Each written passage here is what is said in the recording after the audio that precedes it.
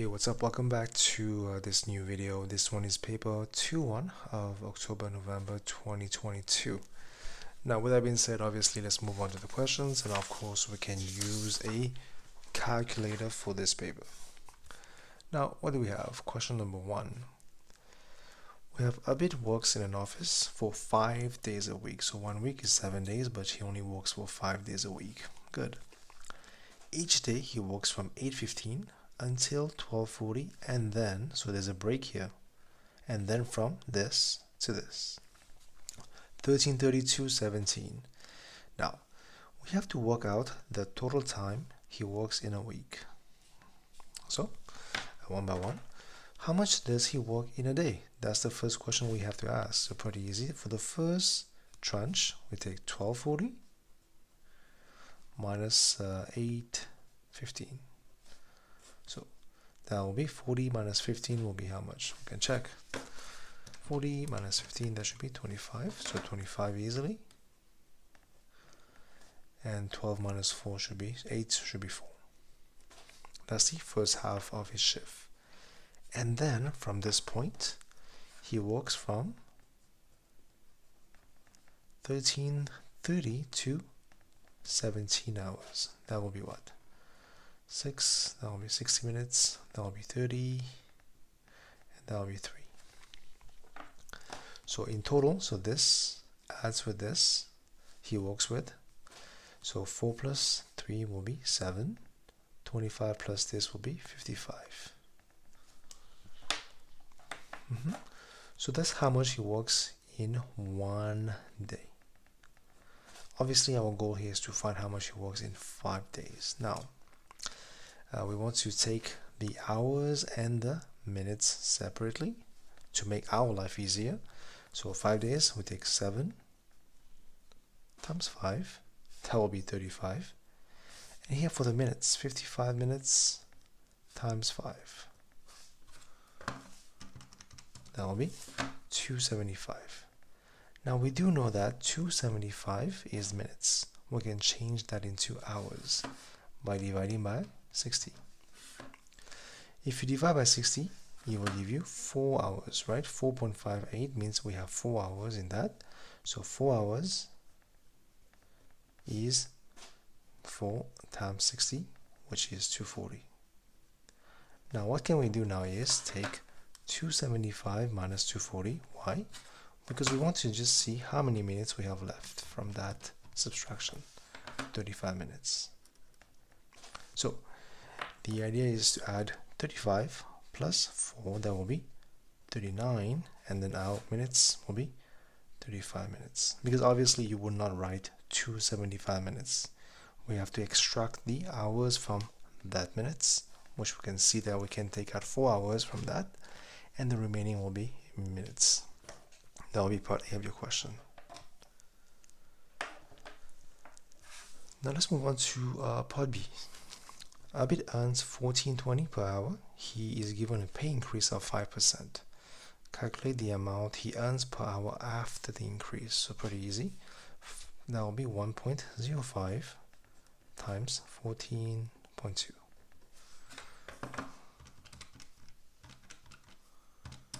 Okay, that will be 14.91. This is definitely one way of doing this question.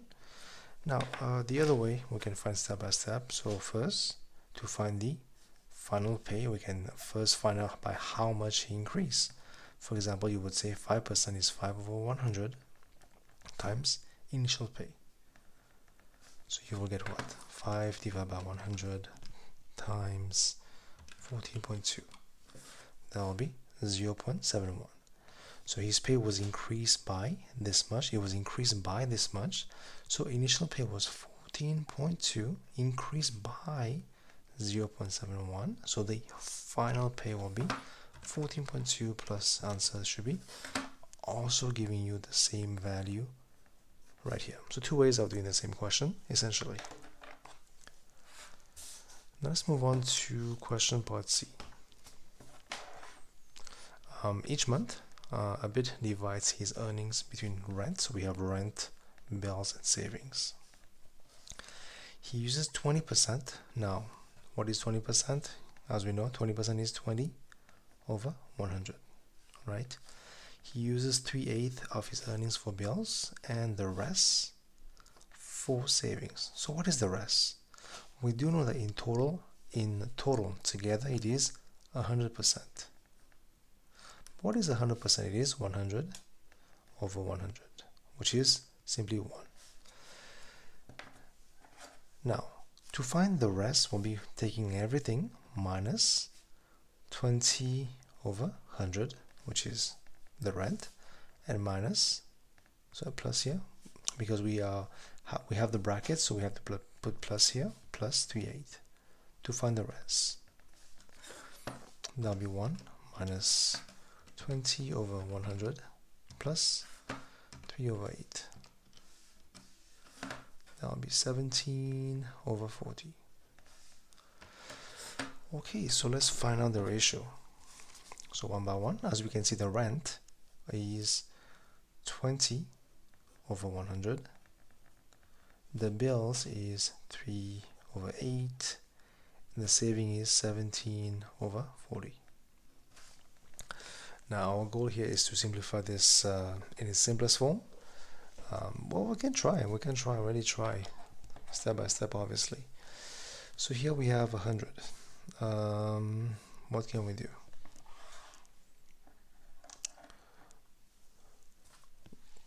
We can try to find a common denominator. For example, let's make everything become 400 on the base, right? Become easier. So how do you make this become 400? So we have to multiply this by 4 and this by 4. Again, this is just an example. You can always do something else. I'm just trying to make this become easier, right? So that will be 80 over 400. And to make 8 become 400, we take 400 divided by 8. That should be 50, which means I have to multiply by 50 and 50. That will be 150 over 400. And this will have to multiply by 10 and by 10 to make it become 400. That will be 170 over 400. Okay, so now I can simplify further. So this will cancel out everywhere. You will have a ratio of 80 to 150 to 170. So this will cancel out obviously everywhere, right? So finally the ratio will be 8 to 15 to 17. So the idea behind this is just to play with the numbers so that we have something simple to compare and then simplify one by one. So this is simplest form obviously will be 8, 15 and 17. This is the ratio that he uses to pay his rent, bills and savings. Now let's move on to question part D. Abid invests 2,400 in a savings account. So this is the amount he used to invest, which is the principal. This is the number of years, time, 4 years. The account pays simple interest at the rate of R%, which is R over 100, right? Percent per year. At the end of 4 years, he receives a total of this much in interest. This is just the interest. Usually what do we know? The formula is what? The formula is A. Again, we don't need to use this here because we only care about the interest. How much interest? So how do you find interest? Interest is taking the amount invested, right?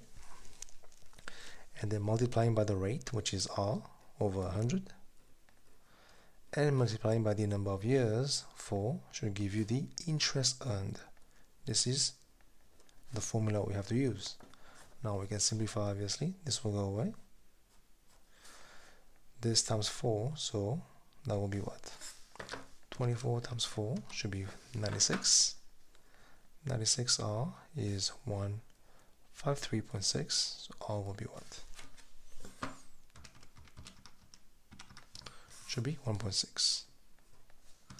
So the value of R, which is 1.6%. So that will be part D of your question. Now for part E, let's see what do we have again. So now I can see that will be compound interest, right? Now Abid invests some money Now we don't know how much. We'll call this P as well, the principal. In a different savings account, this account pays a compound interest at the rate of 1.4. The rate here is 1.4%. That's the rate. Now, the time here is 5 years, so time will be 5 years different. And the amount earned is that much. Again, this one is compound interest. We'll use our formula, which is amount is 1 plus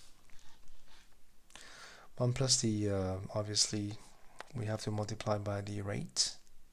So 1 plus the rate multiplied by the principal invested, and the time taken will be T right here, the power. Again, I can put P here again. You don't need to put P in the back. You can always write P here as well for your answer, right? Again, this is just a formula you have to know for your question. Nothing special here. It is just a formula. This is 1822.38 is equal to 1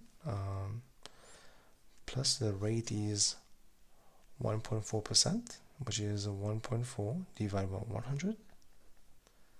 Power is 5, the number of years, and multiplied by the principal that we don't know. So we're trying to find the value of P in this question.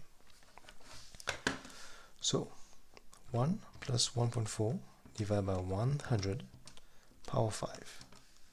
Then we take 1822.38 divided by answer. So the P will be 1700. As you can see, this is the amount invested in this case. So 1700.00, right, for the amount invested to be able to get 1822.38 at the end of 5 years. It is compound interest, so we have to use the formula for compound interest. Again, it is just a memorization of the formula to be used here. This is your question number 1. Now let's move on to question number 2. The table shows the ages and heights for 10 boys. Okay, so in total we have 10 boys in this experiment. Now we have the age and the height given to you in this table. Now part 1 is we have to complete the scatter diagram. Again, the 6 point has been given to you already. We have to plot the rest, and then I believe we have to draw a line of best fit. We'll see what happens. So first thing first, we have 13, 158. So 13 should be right here. 158, let's follow this line. 158, this is 50, 58 should be right here. Here you go. And then we have 17, 175. So 17, 175. 17 is right here. 175, 70, 75 should be right in the middle. Here you go. And then 13, 150. 13 is again over here. 150 should be on the line right here. Okay. And the last one, 16, 160. 16, 160. It should be over here. Alright, good to go. Now, obviously, you will be using a pencil for this, because if you make any mistakes, you can always erase and then restart again, right? Now, we have to first draw this done, then we have to draw a line of best fit. So, a line of best fit is not a line that goes through all the points. We have to try our best to distribute the points equally on both sides. So, try your best. That's what it counts. We have 1, 2, 3, 4, 1, 2, 3, 4. So we have 4 points on each side. Let me join these two so that it can be seen that I'm trying to have 4 points on each side of this line. It can be equally distributed. That's the main idea behind this line of best fit. Now for part 3, use your line of best fit to estimate the height of a 14-year-old boy. 14 is right here. Again, you have to show your work for this one because they want to know how you find your answer. So 14 years old will be right here, 14. Right, here you go.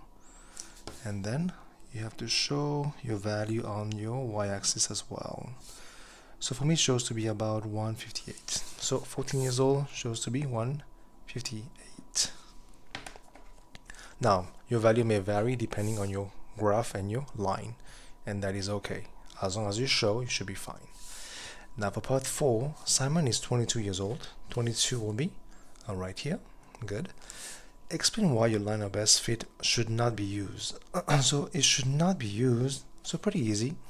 The reason why is because in my experiment, I only choose people, boys, who are aged from 10 to 18. So the range is 10 to 18. So meaning that I can only estimate heights for boys between that range. So you can write since the range of ages is from 10 to 18 and 22 is outside this range. We do not recommend using blah blah blah. We do not recommend using this line to predict, to estimate the height of this boy, of this person, of Simon, because of that. That's the reason behind, because we only use people of that age. If the age is outside of this range, we should not use that.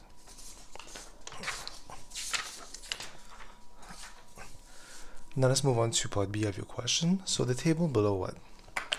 The table summarizes the heights of 180 girls. So here we have 180 girls in total. So frequency sum will be 180.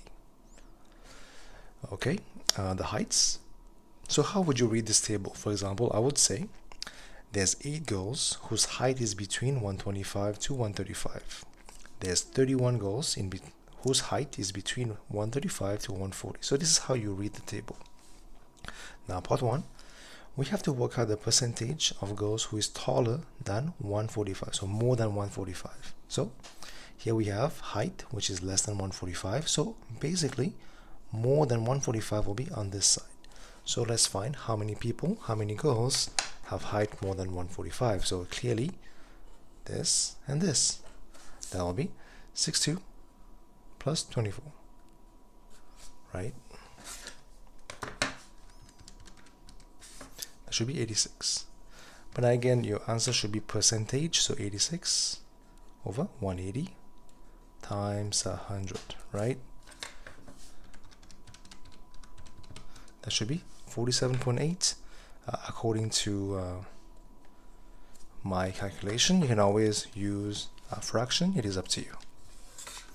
Now for part 2, we have to find an estimate. So estimate of the mean. So when you have grouped values like that, so you can see it is grouped, we will use the midpoint of those classes. For example, let me call them x.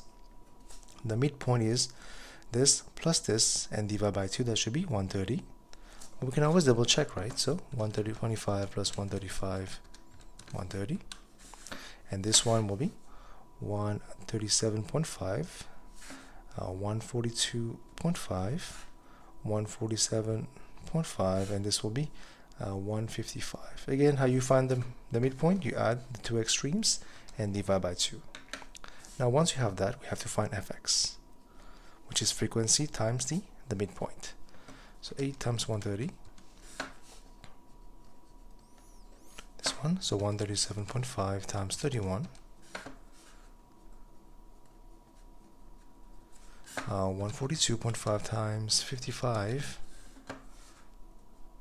7837.5, and 147.5 times 62, we have 9145, and 155 times 24, that should be 3720. Now, so once you find the fx, which is the frequency times the midpoint, we have to add up all the fx and divide by the total number of girls, which is 180.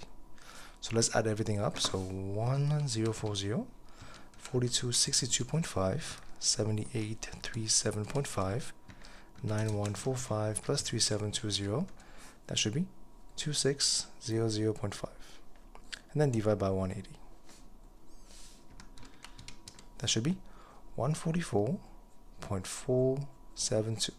Again, obviously non-exact values should be written correct to 3SF, so I will just write 144 for my value correct to 3SF. That will be your question number 2. Now let's move on to question number 3. So we have to complete the table for y equal to this equation. So basically we have to plug in the value of x in this equation and find the resulting value of y. So missing point will be this one. So when x equal to 3, what is the value of y? So plug it in. So y will be, when x is 3, 3 times 3 times 3, that will be 27, right? Divided by 2, minus 3 times 3 will be 9 plus 2. So let's see what we get. 27 divided by 2 minus 9 plus 2. That will be 6.5 for the value of y. So now we have a table of values. What's next? Obviously we have to draw the graph. Okay, so let's plot the points. So first point is minus 3, minus 2.5. So minus 3 is right here. Minus 2.5 will be right in the middle. Again, you have to use a pencil for sketches and graphs and everything in relation to drawing, because if you do something wrong, you can always erase and try again. And then we have minus 2.4. Minus 2.4 will be right here. Then we have minus 1, 4.5. 4.5 should be right here. Again, I don't think my graph will be amazing in terms of the shape, because again, I'm using a pencil. You have to make it as smooth as possible for it to be perfect for the question. So let's try our best at least. 0.2 will be right here. 1 minus 0.5 will be in the middle right here. And then we have 2, 0. 3, 6.5. 6.5 will be something over here. Okay, cool. Now we have to join these by a smooth curve for our question. So let's try our best. Okay, so here this will go down, right? You agree? From this side we'll have something like this. Steep. It will go down, something like that. Go back up. Here we have something like that for the curve, right? And here should be something like that as well, so that it can be a smooth curve. Right, try your best to make it a smooth curve. You can see that it's kind of tricky, but you have to try your best to make it a smooth curve. That it will be your question part B. Now, part C, we have to write down the coordinates of the minimum point of your graph for x is more than 0. So according to my graph, when x is more than 0, so on this side, what is the minimum? As I can see, it should be something over here, right? So again, I'll try to read this value here. It shows to be 1.5, and according to my graph, it shows to be, again, I'll choose, obviously it's right in the middle, but I'll choose to use the exact value, which is 1.5, and then it shows to be minus 1, according to my graph. On this side, the minimum point will be this one. Now for part D again, we have to use your graph to solve the equation. So what is that? This is the equation right here. E is equal to 0, so we have to see where it cuts the x-axis, right? So 0. It shows to be here, here, and here, right? So let's write down those values, right? So one of the values here will be what? It seems to be minus 2.5. Approximately that value, so minus 2.5. I will choose to use the exact value for it to make sense for me, right? But from what I can see, it should be minus 2.45, but why not just choose minus 2.5 to make it exact? Again, if I had a pencil, I would erase and try to make it go through it an exact point. You get the idea, right? Now for part X, this one right here, that will be 0.1, so I'll choose 0.9, 0.85 or 0.9. Let me choose 0.85, seems to be more obvious here. And this one is obviously 2, from what I can see. It's 2 as well for this one. So that will be your question, part D, right? For question number 3, again, using the graph, make sure you draw the graph with a pencil and make it as smooth as possible. And then just use your common sense. Again, this is just the equation of the curve, which is y. So we have to replace, you see, y equal to 0, which is the x-axis, you agree? So we have to see where the curve cuts the x-axis. So this, and this will be the values for which that is possible. Again, using the graph. And that is your question number 3. Now let's move on to question number 4. So we have f of x is equal to x squared minus 7. G of x is equal to 4 minus 3x over 2. Okay, now we have to find f of 8. So basically we have to replace the value of x by 8. You will have 8 squared, 64 minus 7. That should be what? Obviously, you know, I don't want to waste my time with calculation. Let me use my calculator. So it will be 57 for part 1. Now for part 2, we have to find g of value of minus 2. Replace the value of x by minus 2. You have 4 minus 3 times minus 2 over the value of 2. So 4 minus 3 minus 2, that will be plus 6. You agree? Minus 3 times minus 2 is plus 6. So 4 plus 6 will be 10. That will be 5 as your value. Now find the value of g inverse of x. So first we have to let y is equal to g of x, which is 4 minus 3x divided by 2. Cross multiply, you will have 2y equal to 4 minus 3x. Now obviously we have to try to make this one become subject, the x. Let me send this over here. You will have 3x is equal to 4, send this over here, minus 2y. X is equal to 4 minus 2y divided by 3. Now obviously in the end this is my g inverse, but it is in terms of x. I have to change the y to x and then divide by 3. Now let's move on to part D of your question. So here we have to solve this one. So again, we understand that f of this value, so we have to replace the value of x by this value in f of x, which is the function right here. So replace. So f of this value will become 2x minus 1 square. Then we have minus 7 plus 3. Right, so this will be, we have to solve this equation, expand. That will be 4x squared minus 2x plus 1. This is actually minus 7 plus 3, should be minus 4, right? So let's simplify. You have 4x squared minus 2x minus 3 is 0. Now we have to try our best to factorize if possible. So 2x, so 4x squared is 2x times 2x, we agree. 3 is simply 3 times 1. To get minus 2 here, I will have to have minus 6 because 2x times minus this. And then from what I can see, it seems to be not right. Let me double check this one. So okay, so I think this is not a good factorization because it doesn't work out. So if I take this times this will be minus 6, but this is 2, so not good. So what I can do here, again, you can see that I'm kind of like, okay, I don't know what happened. What can I do? Now I can always go back to this one to make my life easier. I have 2x minus 1 square. It is minus 4, right? Equal to 0. I can always send this one over here. You will have 2x minus 1 square equal to 4. Now I can solve this, right? So you would say 2x minus 1 is equal to plus minus root of 4, which is plus minus 2. So 2x is equal to plus minus 2 plus 1. So let's see, 2x could be what? Could be 2 value of plus 2 plus 1 should be 3, or 2x could be minus 2 plus 1 should be minus 1. So x will be the value of 3 over 2, or x could be the value of minus 1 over 2.